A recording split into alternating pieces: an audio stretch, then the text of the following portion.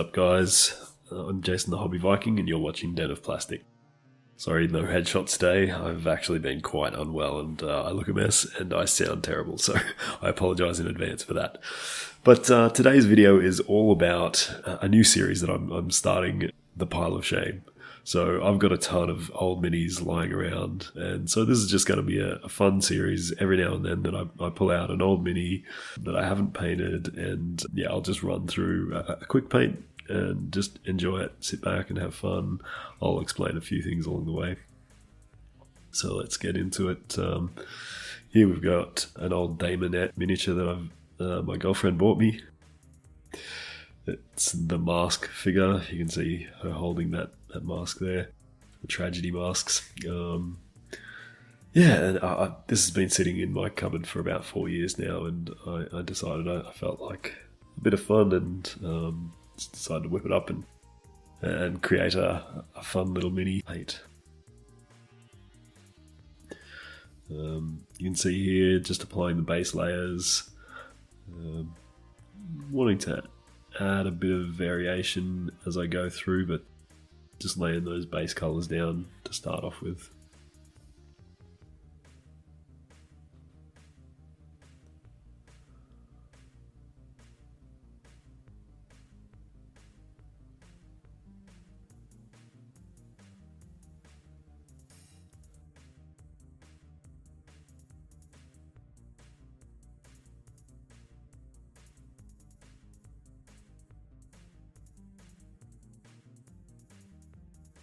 Chose a bit of an analogous colour palette with this one, so really just kind of going from purple to red for the majority of it. You can see here I've painted that hair in purple, and now I want to create a bit of a transition from blue through to purple. Just coming in with a bit of a thicker than a wash sort of consistency, just to tint that hair to a blue.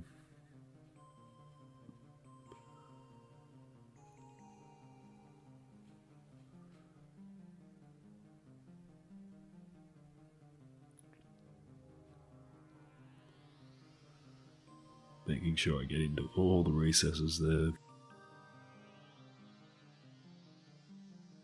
It is light enough for that purple to show through the blue. Here you'll see I'm doing a bit of dry brushing, so get some paint on your brush, wipe it off as much as you can, and then come back to the model and just lightly brush over the raised areas. This can take, a few passes to really work up, but a really fun process and pretty easy to do once you get the hang of it.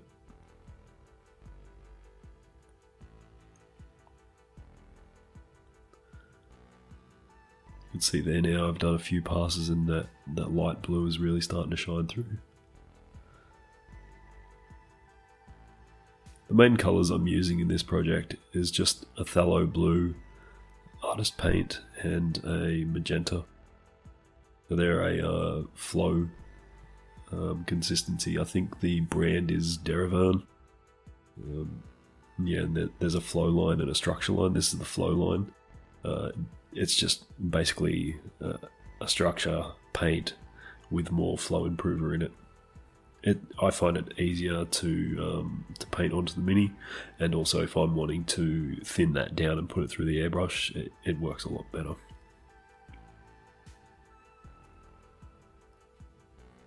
Here I'm just creating that dry brush with the purple now.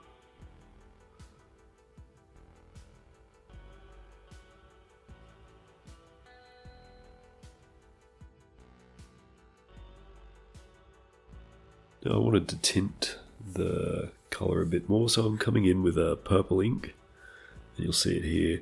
Just washing over that, it tends to stay off the raised areas and really sink down into the deeper recesses of the hair.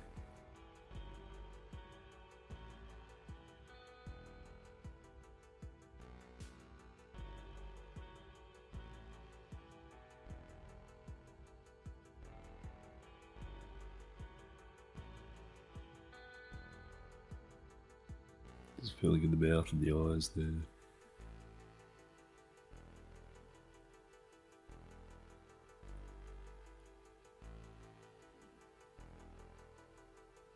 can see that's given the hair a lot more depth.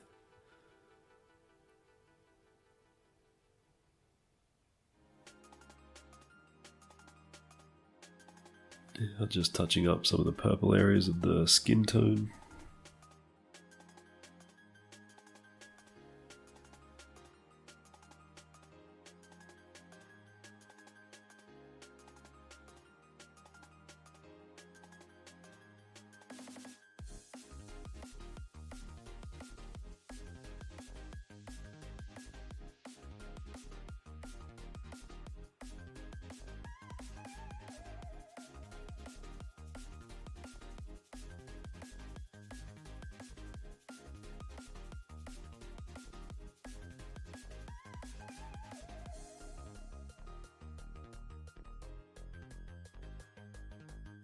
Like I said, this was just going to be a quick project, so, by the end, there's a lot of areas I could easily have took more time on and just fixed up, but yeah, it was just a fun little experiment or a fun little paint job, and yeah, I'm pretty happy with how it turned out.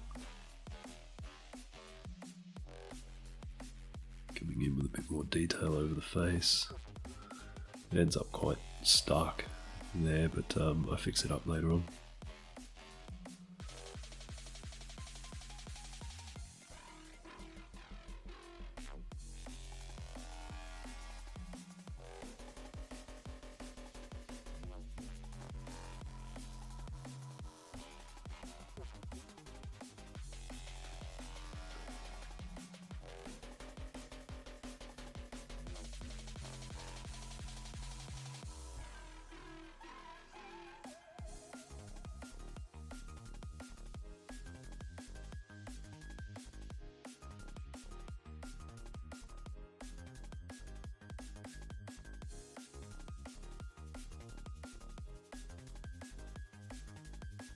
Going in with some higher highlights on the arms. Just a general progression. I work dark to light, starting out, doing a few layers, just building it up as I go along.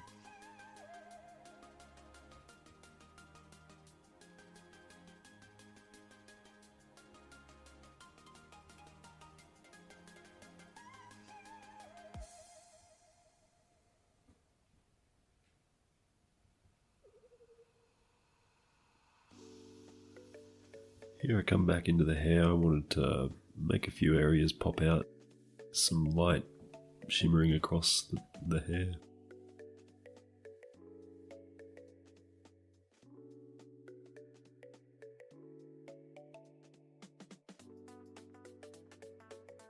Really see it on the blue there, really starting to pop out.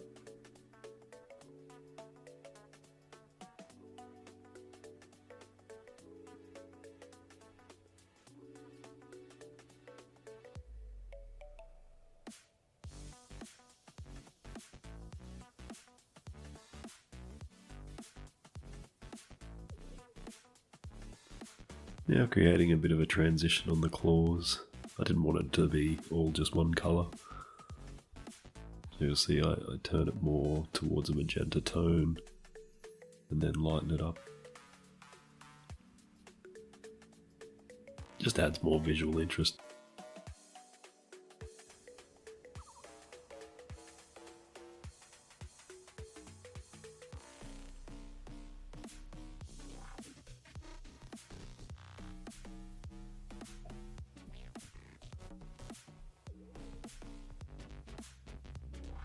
Oh, you didn't see me paint it earlier, but I've painted all those areas brown, and I'm going to come back in later on in the process and paint over that with the gold. Brown's a really good colour for putting down before you layer over it with gold.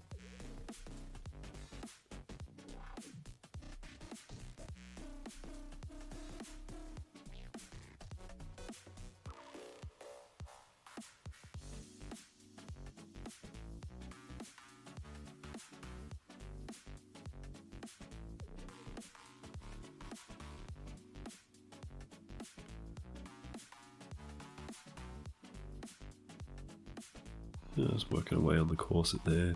You see I lighten all the areas and then I come back and darken the sides that are sort of facing a bit more downwards.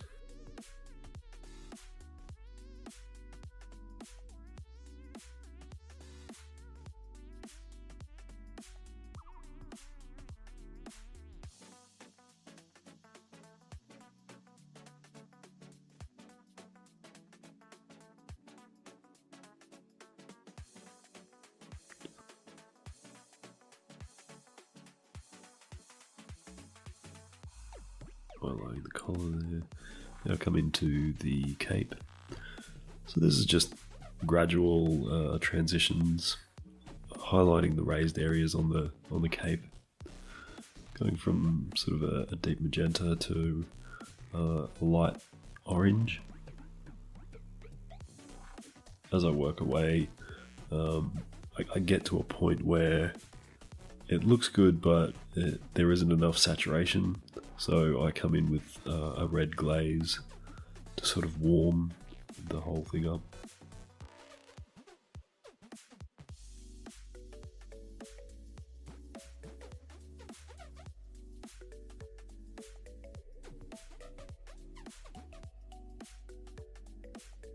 That's pretty thin paint, so it goes on quite bright, but then as it dries, you'll see it sort of reduces back to a darker colour. And then you'll come over it again, and it'll just gradually brighten up.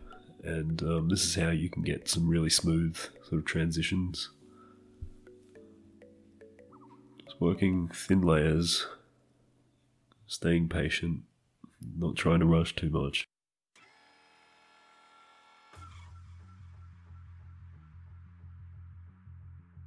You can see those tips there really starting to brighten up.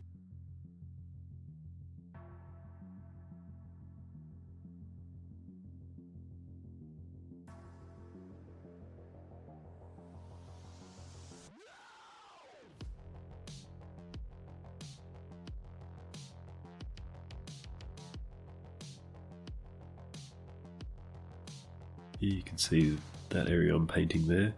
It's just following the highlight of the leg up, so keep in mind how a form is like cloth is folding over a form like the leg, so the highlight on the leg will follow up into the cape. Here's that glaze I was talking about, that thin red glaze. It's a warmer colour and you can see it starting to brighten up a bit as I glaze over it.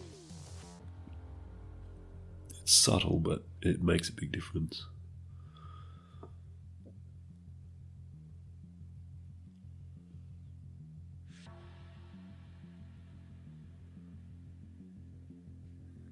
Here I am coming over the brown areas with a gold.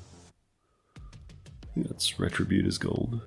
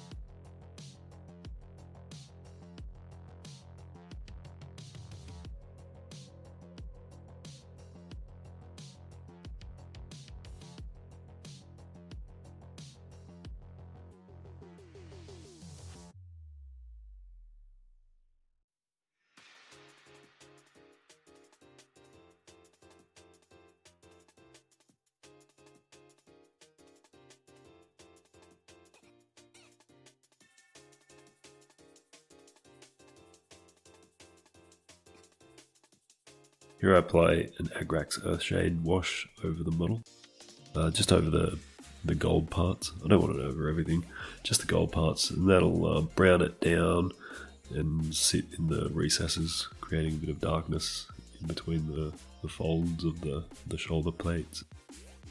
There's a few indents in the shin pads and stuff like that. Then I come back in and highlight the gold parts. I mix gold with some silver. So that just creates a brighter silvery gold. Really starts to bring out higher edges of like the shoulder plates and stuff. Okay, the mask has been sitting there for a while, and now it's time to tackle it. You can see the size of it compared to my fingernails. This thing is really tiny, although it might look big on a TV or a monitor. But yeah, it's a really small mask, and it took all my patience to paint that. I looked up some Carnival masks from Venice, and yeah, used those as my inspiration for painting these.